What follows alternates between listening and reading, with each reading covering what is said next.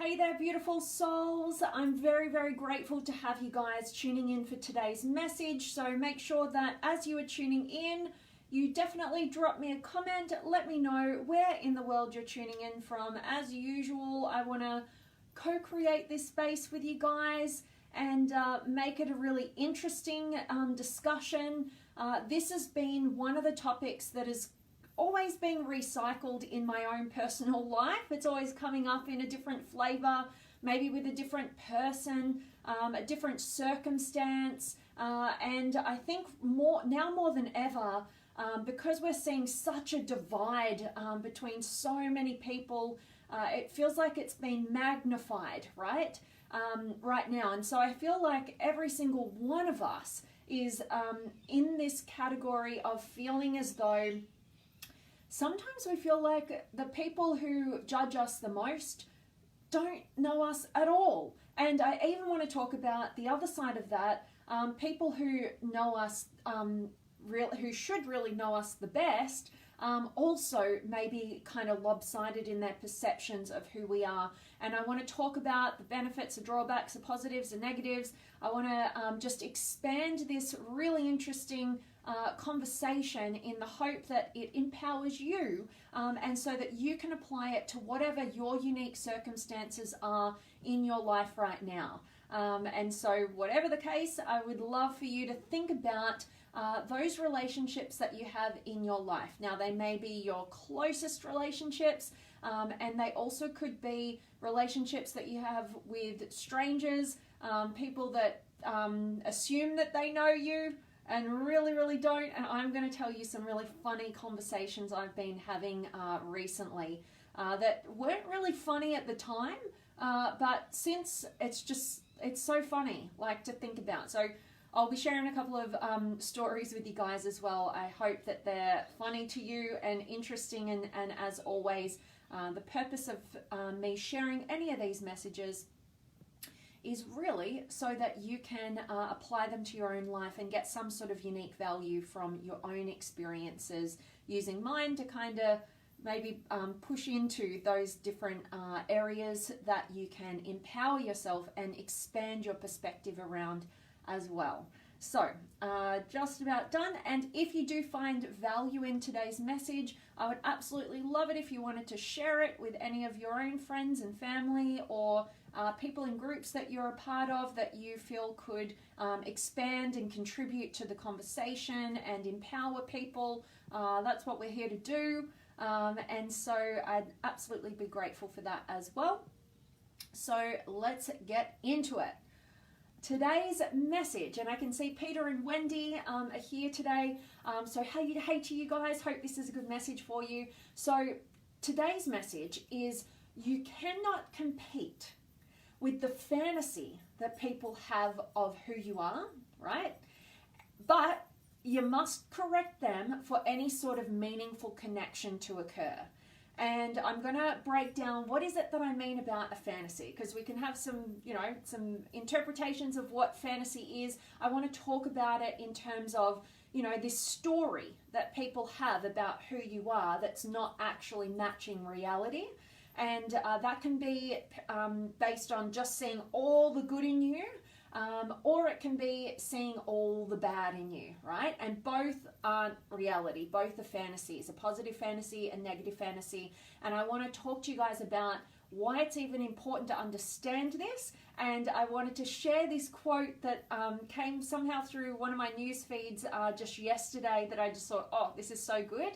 And it is a quote from William James.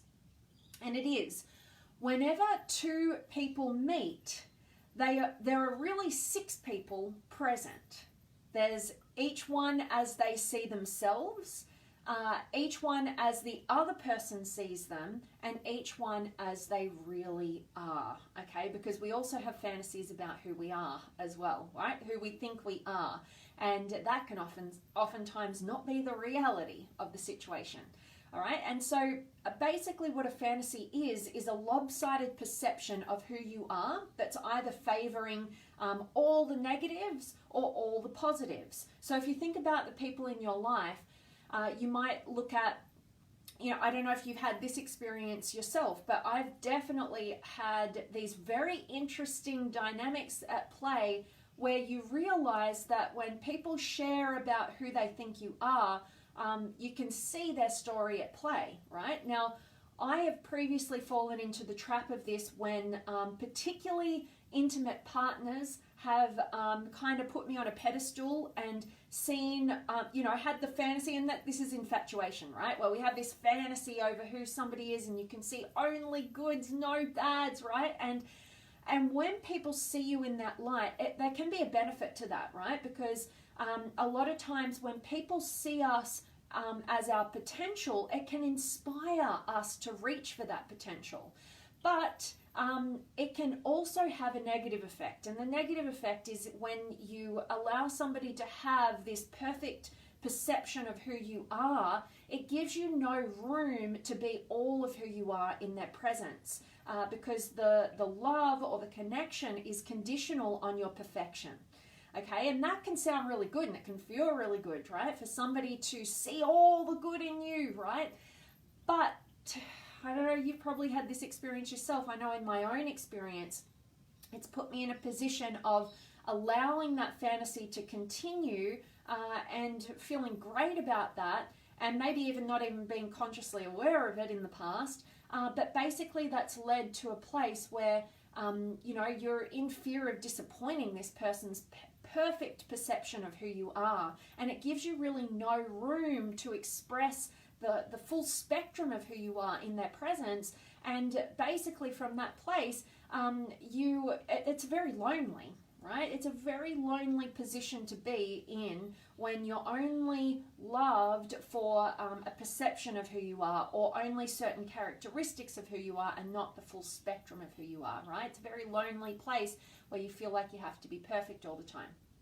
Now, let me share the other side of that. So you've probably got those people in your life. I'd love to hear from you guys. Have you had that experience? I think it happens particularly with intimate partnership. Can definitely happen with family members, right? Like, the old, like your mum sees all the good in you, like rose-colored glasses, and could never see anything bad in you, right?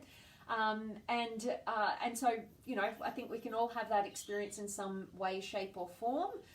So think about that in your own life where you've noticed that somebody's had a lopsided perception. They've seen only all the good of you, and they can't acknowledge the balance of you as a human being, because at the end of the day, we've all got the so-called positives and we've all got the so-called negatives, right? Nobody is free of that.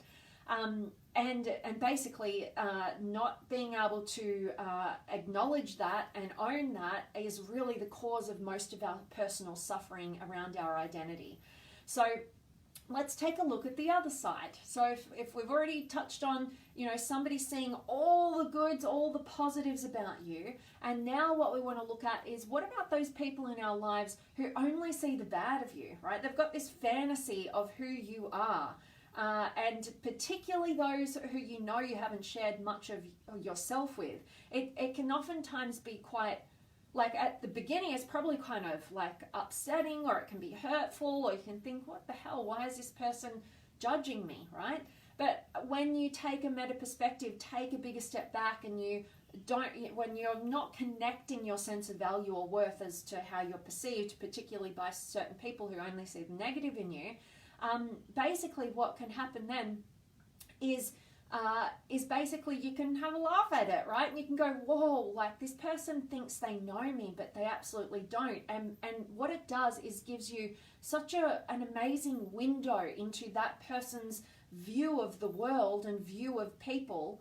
And you don't have to take it personally, right? When you can get to that place and you can just see, wow, everybody is an open book in terms of their judgments of other people. I find this absolutely fascinating and hilarious. Next time you hear somebody get really riled up and really judgmental and really dogmatic and condemning something, really take a look at that person's life and turn it around on them, and you'll often see that they are walking contradictions. And this is what every single one of us does when we do not realize our shared humanness of the full spectrum of the so-called positives and negatives. And what we do when we can't own our own negatives, we project it onto other people around us. And it's basically the movement of the energy, right? And basically that makes us feel okay in the world because we're creating some sort of balance.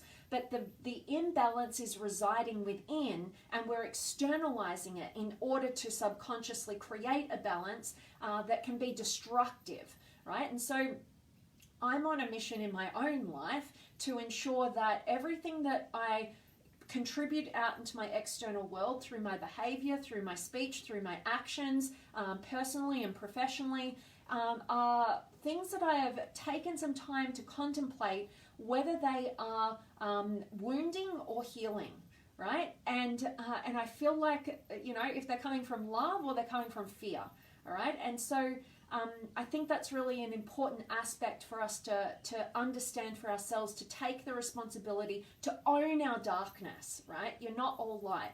There's beautiful parts of you that are altruistic and, very light and beautiful and great.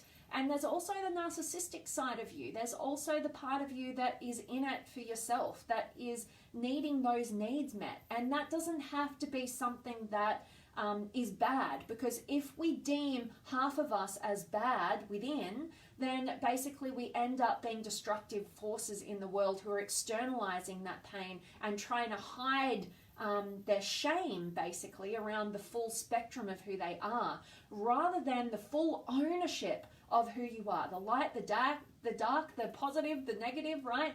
And basically from that perspective, now you become a much more empowered human being who can consciously choose your actions, your words, your inactions, everything that you choose to do and contribute to your external world. And you are on the way of creating, being creative rather than destructive. All right, but we have to recognize this about our humanness and our humanity. We oftentimes see ourselves in a very lopsided fantasy, right? Where we think we know who we are and we protect that identity and we end up being destructive in our external world. Or we've got other people in our lives who, they've just got this fantasy about who we are, which is totally off base. And sometimes there's things that you can do about it and other times there is not. And that's why part of what I wanted to share with you guys today is, I'll share with you a funny story in a sec. But basically, it's whether that you have to correct it, basically. If you want to actually be in connection with other people, you have to correct the fantasies that are projected onto you. Now, you're either going to be able to share more of who you are, the full spectrum of who you are, with courage and openness, if you deem those people to be safe. Also, I think I've got a low battery. And also to be safe enough and to also to try and keep you guys here, but also not only do you want to correct them if they are in the by sharing more of who you are, but also you have to be willing to just remove yourself from those circumstances if you cannot compete with a fantasy that somebody is projecting onto you and it's destructive. All right, and remember, positive projections onto you that see all good, no bad, they are also destructive in the long run, because you're ending up in a conditional relationship, not between who you truly are and another person, but actually just a story about who you are and something that you can never compete with and live up to, and it feels very lonely. And on the flip side, when somebody has a very negative projection of who you are, then that's very destructive, because to remain in the connection, if they are not willing to take in new terrain of who you are and shift their own perspective, then basically in order to maintain the connection, you're going to have to diminish who you are or stay silent and basically enable their story to perpetuate, right? And both aren't good. Nobody's in relationship with you in those two circumstances. So if you value the relationship, you must correct it by sharing who you are or removing yourself from the environment. Okay, and basically, the quick little funny story before my, hopefully my iPad, because I had to do it on my iPad today, doesn't click off for us. Probably will. But anyway, the funny story was somebody in my life who I've deemed a very challenging person, not for the majority of my life, but for over the last few years. And it's been very, very challenging for me in this dynamic, because this person has been hypercritical, incredibly judgmental, and I didn't want to upset them or be, my guilt kept me from really correcting their perception of me for a long period of time. And what happened was that perpetuated and enabled their story to continue, right? Because I wasn't challenging it. And if you don't challenge something, you're almost agreeing with it, right? Silently agreeing with it. And so more recently, and actually in the last couple of weeks, I actually ended up having a very direct conversation with this person, because I'd reached a point where I can't lie to myself to the degree and delude myself to the degree I've previously managed to do. And my integrity wouldn't allow me to just let this person's story of me and the judgments of me perpetuate anymore. And so I ended up communicating very directly with this person about it in a way that was taking a stand for the relationship. It wasn't me against them. It was, hey, like, I really would like to have this relationship, and if we can't figure this out and correct this, this relationship is going to be very broken, right? And so I took a stand for the quality of the relationship by communicating about it and correcting some of the things that had been spoken about. And one of the funny things that alerted me to, wasn't funny at the time, but like, it's alerted me to the fact that this person's story is so ingrained that I probably just have to acknowledge that it's never going to change. And it doesn't matter what I do to try and prove that these different things, you know, like, you should never have to prove or justify who you are to people who will not listen. One of the things they said to me, which solidified this for me, was this person is older than me. And basically they said, because they've been my age, that they know everything about who I am and my life and whatever. But because I've never been their age, and I'll never catch up to their age, basically I can never know them, right? Like, and there was all these really weird things being said that pointed more toward, oh, this person uses me as a bit of a fuel source for their superiority. And that's why they project this negative fantasy onto who I am and make these really off-base judgment calls. And they can't even hear my corrections on that, because to lose their fuel source as me and their judgments and their fantasy as to who I am would be to give up a part of their identity, right? Because when people do not take responsibility for their own wounds, they can't acknowledge the full spectrum of who they are, they're going to project on people that they deem to be vulnerable around them, and people who will take that sort of treatment, right? And so that's previously who I'd been. I had been very subordinating to this person. And my guilt, as I said, prevented me from actually addressing it more directly. But I just reached a point where I've had enough and I need to take a stand for the quality of relationships in my life. And if this person is a family member, right? And something that spilled out to me on my journaling just a couple of days ago was, shared blood doesn't justify shed blood. That's what came up for me, right? It's like, why should I subject myself to poor treatment just because we share blood? You know, if I wouldn't invite this kind of dynamic, if I wouldn't choose it in my friendships and the people that I work with, all of those different ways in which I'm selecting relationships, then why should I subject myself or shed blood for shared blood? All right. And so that's probably another topic for just discussion that I want to share with you guys, but I'm really conscious of my battery about to tune out, and if I don't check in with you guys, I won't be able to say hi, and also we'll lose this complete message if I don't get to save it. So much love for you guys. I hope today's message, how I've articulated it, is of value to you, resonates with you. Love for you to share it if that's a value to you as well. Let me check in and say hi to Peter and Wendy. Hello, happy Thursday to all. Love it, Wendy. Good to have you. And Maha and Josie and Elf and Judith and Daryl. Hello from the Great White North. Always good to see you. And hello to you, Elliot. Good to see you, my friend. So, as I said, battery's about to die. Gotta run. Wish this could be a bit of a longer message, but I hope it's been of value to you. I'd love to hear from you in the comments. So definitely drop me some comments. Oh, Bill, you're just tuning in. I'm just about to sign off because my battery's about to die. But I will be back to connect with you guys very, very soon. Much love to you, Bill. And I want to thank you guys for joining me live. And please do contribute to this conversation. I really want to hear from you guys. I love co-creating this space with you.